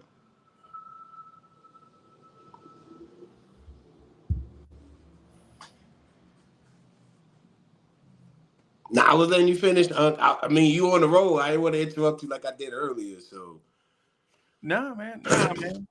You're right. I honestly think that our goals are to basically hunker down and try to find a way of making sure that when these guys get back, we're good. Because regardless of what you think, this is our team. We all know what it is and what it can be, but I'm just, like I said, I'm trying to figure out a way not to be on the ledge again because I'm worried at the fact of the players are going to be playing the way they need to. But when everything comes back into fruition, I don't think it's going to have the right timing because some players are working too much now. Like Precious. Precious is looking good with all what he's been doing, but that's because he's been given time. How do we know Hart? Hart has been playing well, but he still has been playing inconsistent. But he's been able to hide that because he's given more time. So for me, it's like if we can figure out what these guys are, we'll be good. And I agree with you. Objectivity is to be healthy, and I believe in our coach and our front office to get it done.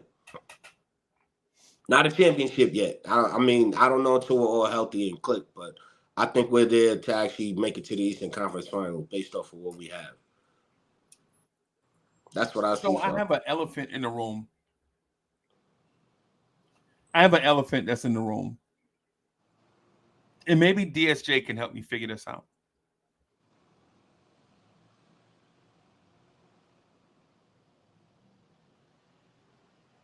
Am I the only one feeling like I want Deuce to be an all-star level guard, but get frustrated that in times where we need him to step up and grow, he doesn't?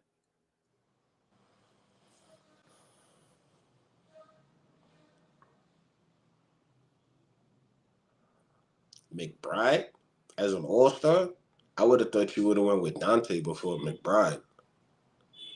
But I see what you mean as far as him stepping up. I don't think he was that And at all. Dante DiVincenzo not stepped up? Yeah, but not everyone can do So it that. wouldn't be a question. It wouldn't be a question for Dante if Dante DiVincenzo was stepping up, right? Yeah, but I don't think McBride has it in him to do that because given what he's capable of doing, he's good on defense. I don't think he's an all-star caliber type of player. Or step up, or he can step up in that type of role. I don't see it with him. That's where you remember earlier, you remember earlier when I made the statement about everybody has their heart broken, everybody knows that feeling. See, that's me and Deuce, right? Okay. Salute to Deuce McBride, a fan and a supporter, right? But if we're keeping it a stack, though, man, I want Deuce to step up and be better than what Emmanuel Quickly was giving us, right? But on nights like last night, it seemed like Jalen Brunson was out there by himself. And I know he wasn't, right? Mm-hmm. I know he wasn't out there by himself. Right? But come on, dude. I mean, it's like we complain that guys don't get opportunities, and then they get their opportunities and they don't do anything. Right? Like last night should have been Deuce McBride should have been 20 points and 9 assists last night. Right? Is because think about it. Think about this. Chad, think about this. Is Alec Burks better than Deuce McBride? He should be. He should be. That shouldn't even be a question at this point. That shouldn't even be a question. But it is. And we want to listen, man, the chat be killing me at times on how they feel like I'm coming down on Deuce McBride, right? They feel like I be bashing Deuce McBride. I'm not. What I'm saying is with all these young players just want the opportunity to shine. And then when they get the opportunity, they fall flat. As soon as Jalen Brunson left the game last night, the wheels fell off. As soon as Jalen Brunson left the game the other night, the wheels fell off. Right? All I'm asking for from Deuce McBride is keep the party going. Right? You don't have to be Jalen Brunson. No one is. Right? But can you just hold it down? Can you be the substitute teacher? Right? While Jalen Brunson, all Jalen Brunson want to do is sit for a few minutes and rest and come back in and dominate. But in those moments when Jalen Brunson exits, Deuce is just, and you're begging him, like in a mad, emotional Knicks fan way, you're begging Deuce to step up and prove himself in this opportunity. But what we've seen the last year or so is that when Jalen Brunson goes to the bench and Deuce McBride enters, the wheels fall off. And you don't want it to be one of those situations where you feel like, I'm hating on Deuce McBride because I'm picking on low-hanging fruit. I'm not. I want Deuce to win. They removed all the obstacles out of the way for Deuce so that Deuce can be that guy. And I understand that it's a learning process. Right? I understand that. Right? I understand that. But Deuce has a major part to play in that also. Last night, Orlando used length to beat the Knicks, right? And I understand Deuce is 6'2", right? But you beat length with athleticism and shooting. And to be honest, Deuce McBride, pound for pound, is probably the most athletic dude on the team, pound for pound. I think he dunked on or tried to dunk on somebody. He tried to dunk on Cole Anthony last night. Yep. And they said he got too high. Yeah. Hey, chat, y'all remember that? That man legit tried to dunk on Cole Anthony last night, right? Yes, that Cole Anthony that was in the dunk contest. Yes, that athletic dude.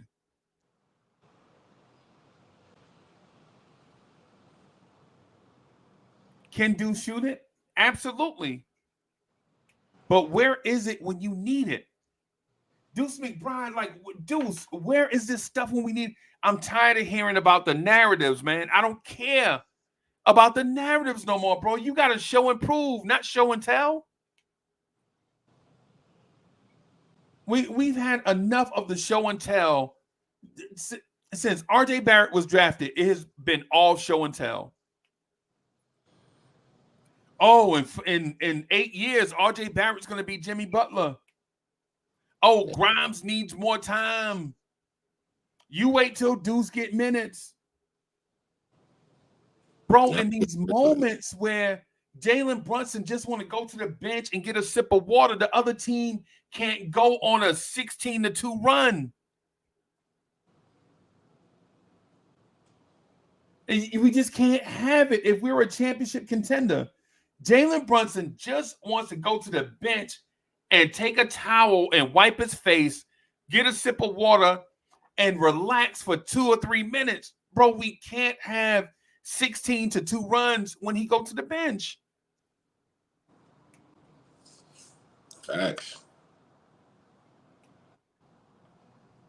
And we don't want a random guy to come in here and be that guy in front of Deuce. We want Deuce to do it. Right? The reason why we kept pounding the table for Kyle Lowry is Kyle Lowry went to Villanova. He's the same archetype kinda as Deuce. Well, and less athletic, of course, but the same type point guard, a conduit on point guard as opposed to a high usage point guard. Right? Keep the offense flowing without the ball in his hands, not a high usage on ball point guard, right? But when Deuce gets these opportunities, he's got to do something, man. And as Knicks fans, y'all see the same thing that I see, whether we choose to realize it or ignore it. But every time Jalen Brunson goes to the bench and Deuce McBride enters the game, teams go on runs against us.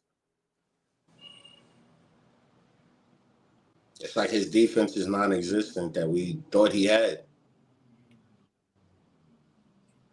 Yeah.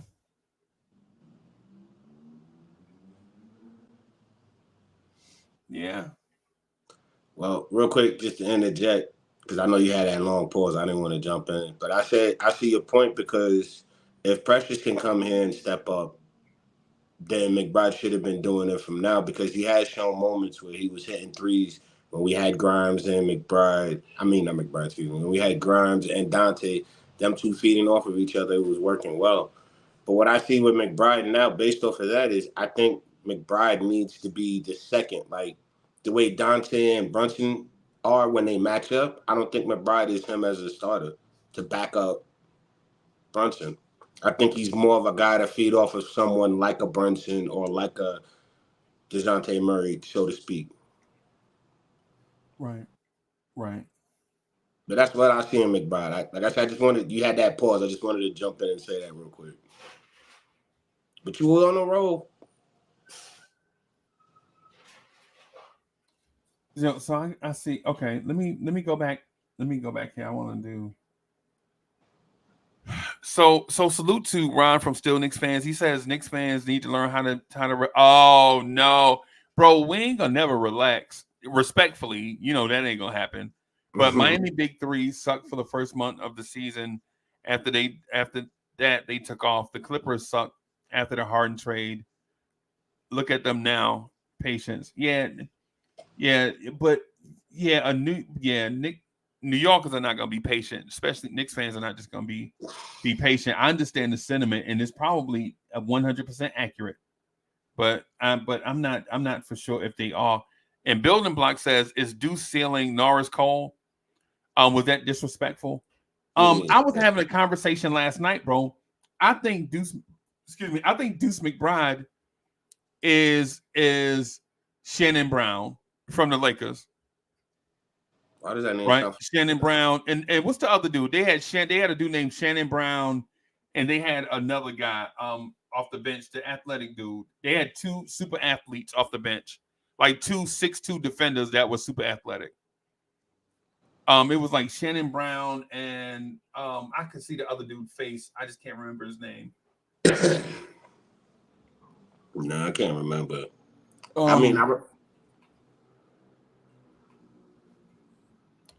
Jordan Farmar, that's his name.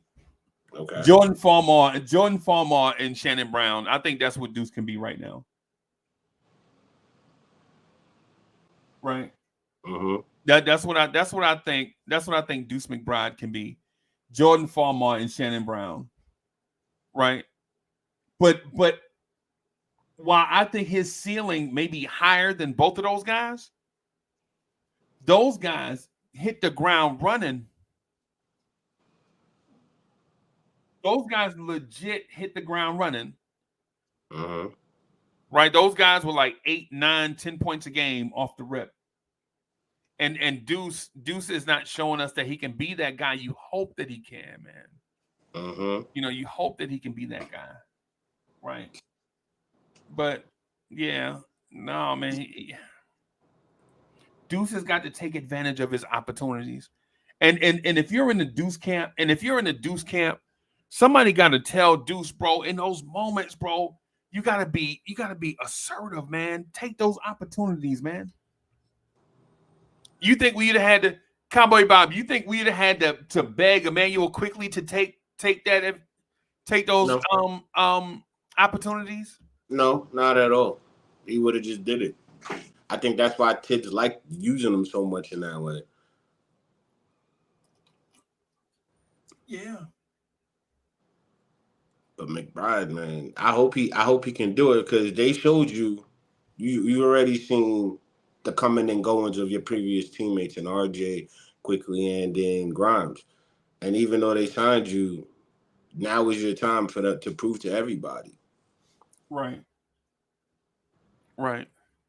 I still don't see it. I mean, like I said, I'm hearing you, but I don't see McBride as a starting backup guard or anything like that. I just see him being an addition to help you at a certain time to give you maybe 9 or 8 points. See, y'all be breaking my heart when y'all be talking about Deuce like that, bro. But I'm only telling you what I see. Look, I was honest with Dante. I'm not saying you're wrong. I'm not saying you're wrong. But okay, I'm saying hearing it and reading it, seeing it and reading it makes me it bothers me on that heartstring level when I hear people talk about Deuce like that. I mean, look, I haven't seen anything more than that, if we're being honest. Okay. Like Ivory 10 said, McBride ain't it, Burks ain't it, Bogues better be it or else. Yeah, I know. It's early, but what I'm saying is Deuce has gotten the opportunity. Man, Emmanuel quickly has been gone since OG Anunoby got here. Mm-hmm. How much time do you need? OG Anunoby has missed what? How many games? OG Anunoby has been out for a while. Dante DiVincenzo was out.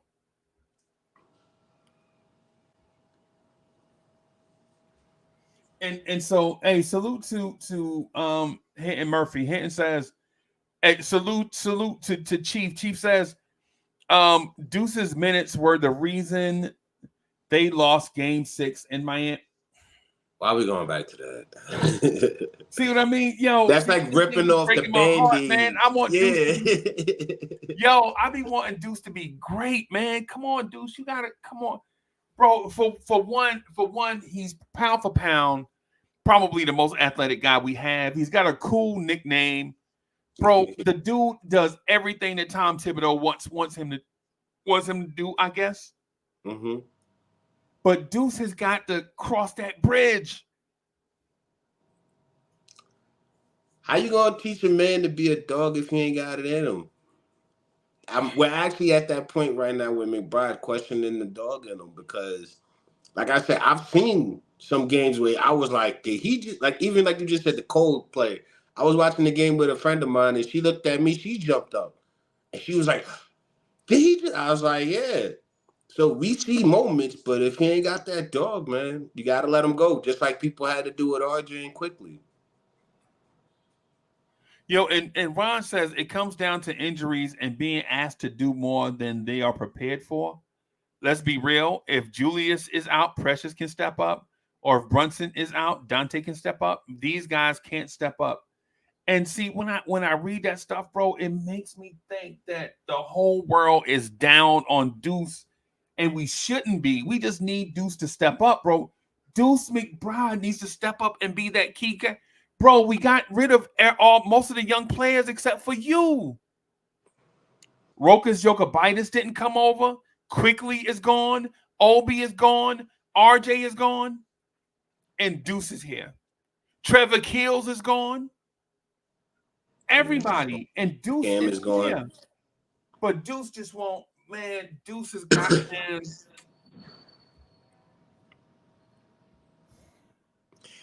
I honestly think he need to go find someone to work out with.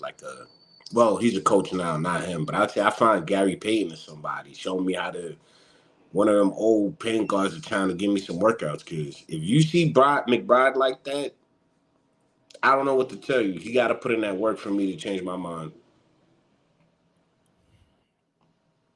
Okay, DS, you mind if I read it or no? I got it. He says, we don't question Deuce McBride's heart. We question why he isn't consistent. Okay, and me too. I do as well. Me too. That's what I'm doing right now. Like in these moments where we need you to be the guy, not for a long time. Right? Not for 10, 20 games. How about just for 10 or 20 minutes? Just be the man. Right? We don't need Deuce to carry us into April. Right? We just need Deuce to hold it down when Brunson's on the bench. And yes, it's frustrating me. Yes, it frustrates me. Right? It frustrates me to sit up here on nights that he don't play well to criticize him. Yes, it does. But BT, what's good for the goose is good for the gander. If I can criticize Randall, I can criticize everybody else. If I can criticize Brunson, I can criticize everybody else in fairness to the conversation. Right? Mm-hmm. If I can point out Josh Hart's flaws, then I can point out Deuce McBride and Julius Randle's flaws. We don't want to be hypocritical, even if it's somebody you like or dislike. Mm-hmm.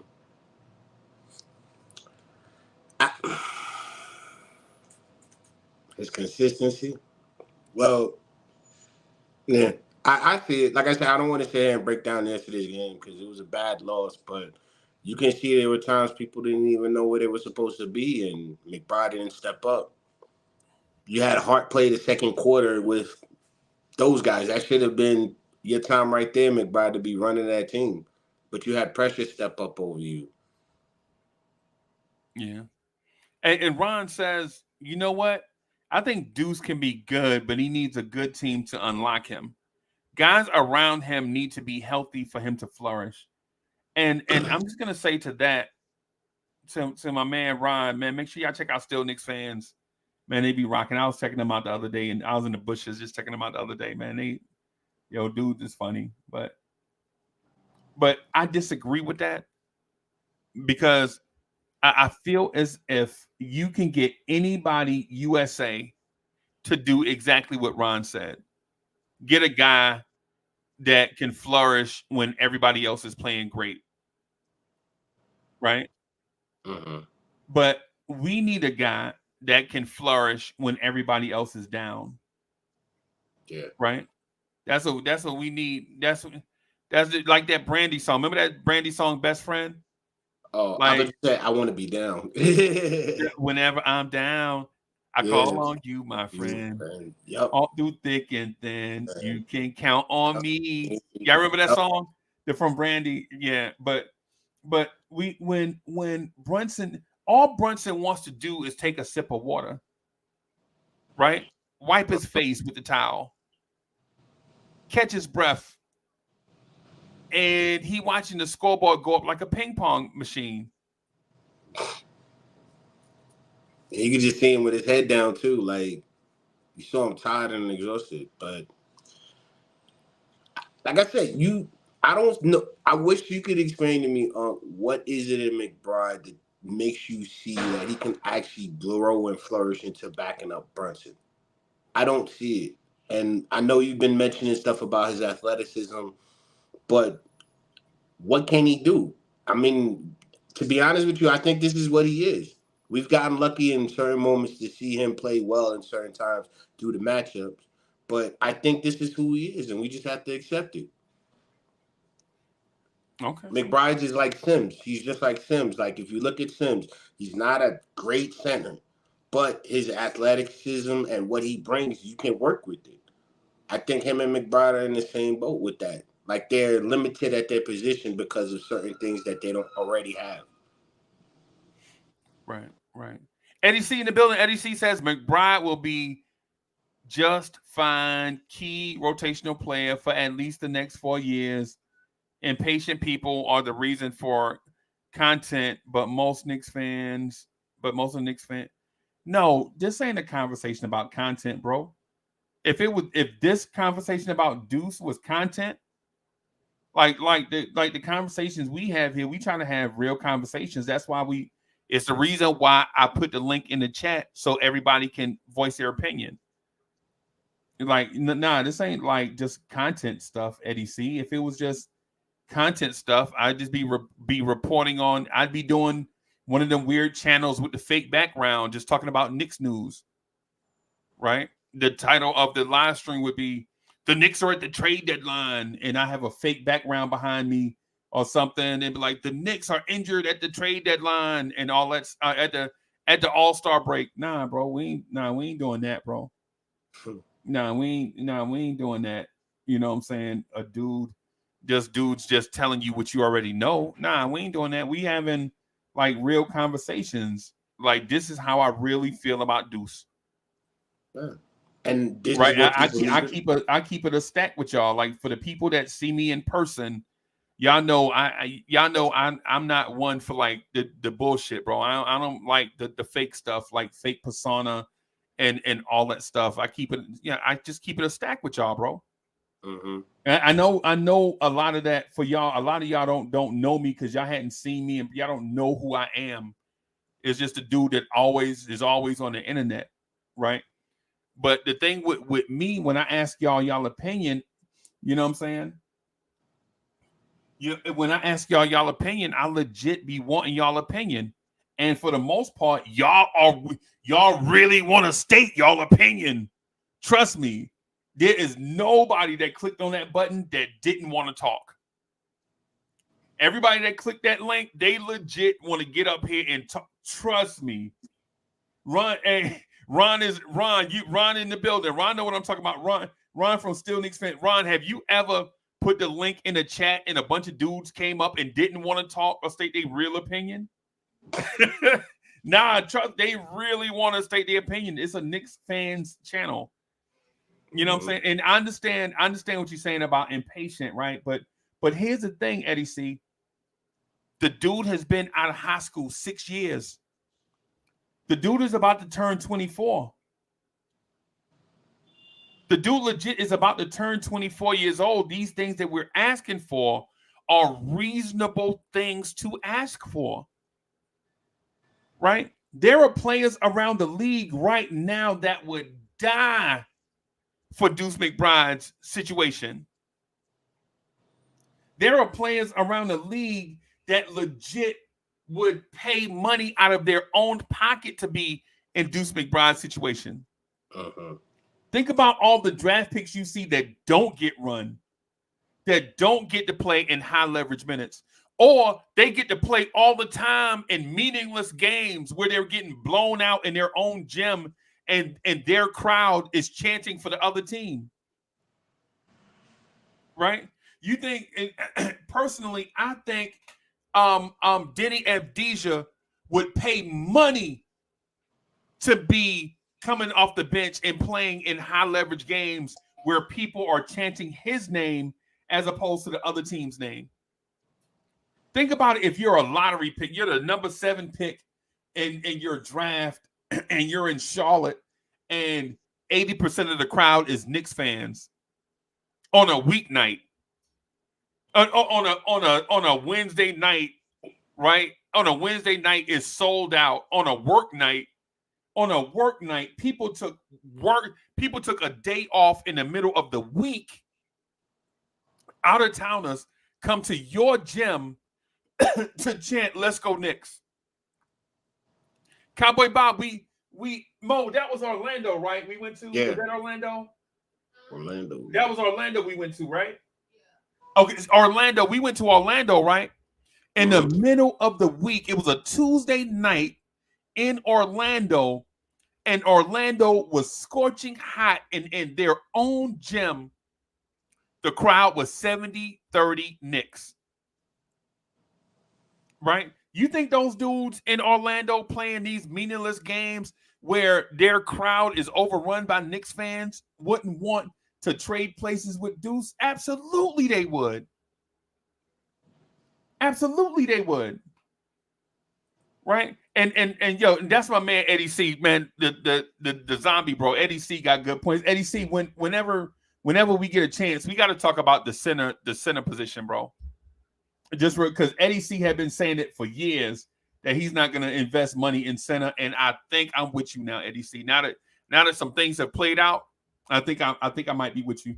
But to the point about the patience and things of that sort, nah, bro.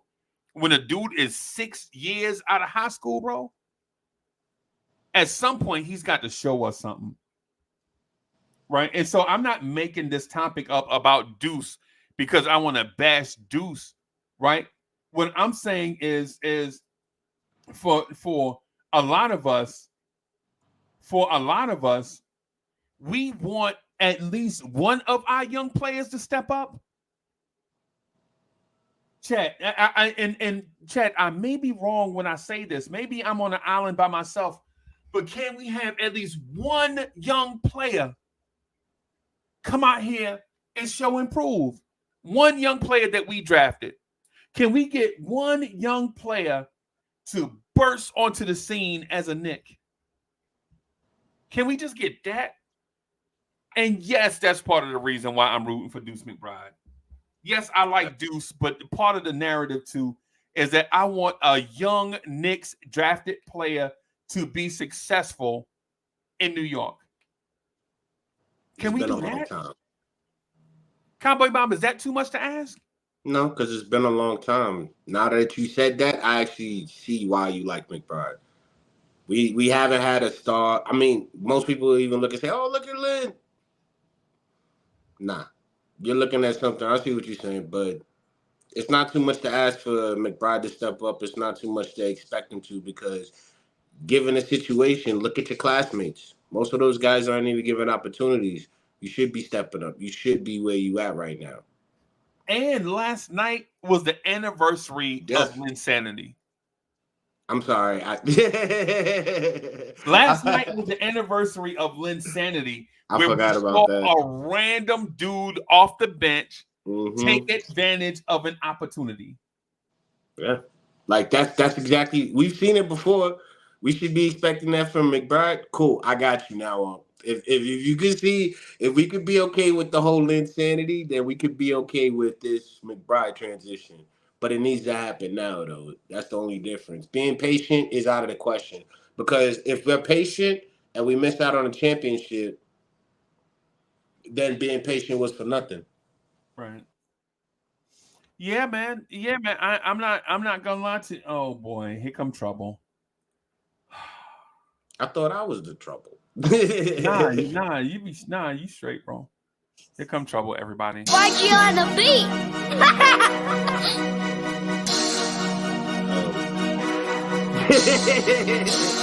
It's ladies and gentlemen, it's him.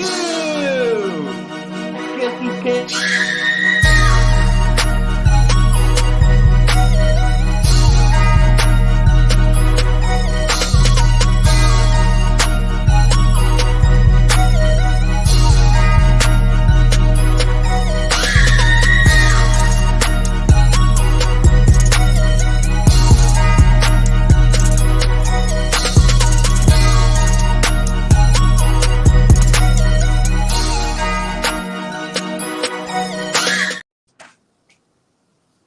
Yo. My fault. I had to get some water. Yeah, man. Good morning, gentlemen. Oh my Good morning. Good morning, man. What you up to, sir? Everybody. Salute. Uncle Freezie. Yo. Good morning. My fault, man. Now go ahead. You got the floor. Nah, I'm just saying, like, it was traffic. That's why it took that long, but I'm here now. So what's up, though? Everybody's talking about McBride. We were talking about Deuce for about 30 minutes, but before that, we were talking about what happened in the beginning of the season. How you go to sleep on a Friday night, you know what I'm saying, and then you wake up the next day, and RJ Barrett is traded out of the country.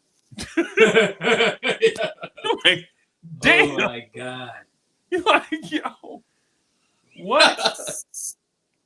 You just go to Friday night, right? You go to sleep on a Friday night, you thinking, yeah, man, I'm gonna just sleep late, you know what I'm saying? Get up Saturday morning, do a little whatever. And before you know it, your phone has like 70 alerts on it. You have 40 text messages and like 30 alerts. I mean, he had a good run. Hey. So how do you feel about the OG Anunoby RJ Barrett trade? I didn't like it. I ain't gonna front. Everybody know RJ is my guy, and I didn't want him to be traded, to be honest. But I understand what this front office is seeing, I guess, and they trying to take advantage of it before it goes out the window, I guess. So in that aspect, I could see why they did what they did. So I'm happy. I'm happy, but I'm not happy. So it's like I'm if like 50-50. But you over it, right? Yeah, I'm over it. Shout out to Brooklyn. Shout out to Dumbo. Shout out to Williamsburg. Williamsburg in the building.